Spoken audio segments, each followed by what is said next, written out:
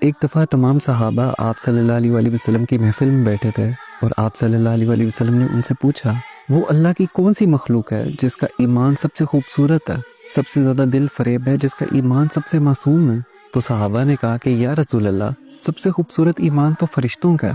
تو آپ صلی اللہ علیہ وسلم نے کہا کہ فرشتوں کا ایمان، ان کا ایمان مضبوط کیوں نہ ہو؟ وہ روز اللہ تعالیٰ کے احکامات سنتے ہیں، اللہ تعالیٰ کی بنائی ہوئی جنت کو دیکھتے ہیں، دوزخ کو دیکھتے ہیں، ان کا ایمان کیوں نہ مضبوط ہو؟ تو صحابہ نے کہا کہ آپ صلی اللہ علیہ وسلم، پھر تو آپ کا اور تمام نبیوں کا ایمان خوبصورت ہوگا، معصوم ہوگا۔ تو آپ صلی اللہ علیہ وسلم نے کہا کہ نبیوں کا ایمان کیوں نہ مضبوط ہو؟ ان پر تو اللہ کی وحی نازل ہوتی ہے، اللہ تعالیٰ کے احکامات ان پر اترتے ہیں، ان کا ایمان کیوں نہ مضبوط ہو؟ تو صحابہ نے کہا پھر ہمارا ایمان مضبوط ہے، معصوم ہے، دل فریب ہے۔ تو آپ صلی اللہ علیہ وسلم نے کہا کہ تمہارا ایمان کیسے مضبوط نہ ہو؟ کیا میں تم میں موجود نہیں ہوں؟ کیا تم مجھے دیکھتے نہیں ہو؟ جب میں تم میں موجود ہوں تو تمہارا ایمان کیسے مضبوط نہ ہو؟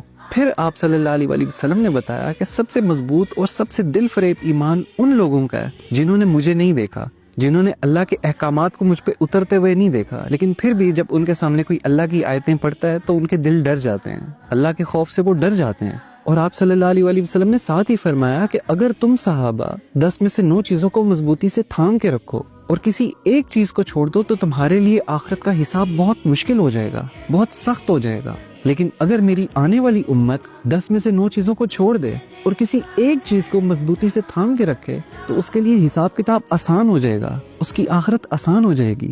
یہ محبت تھی آپ صلی اللہ علیہ وسلم کی ہمارے لیے، اپنی امت کے لیے، جنہوں نے ان کو نہیں دیکھا، جنہوں نے ان کے ذریعے کسی اللہ کے معجزے کو نہیں دیکھا، لیکن پھر بھی ہم جیسے گنہگار لوگ اللہ تعالیٰ اور اس کے نبی کے لیے کتنے ضروری ہیں۔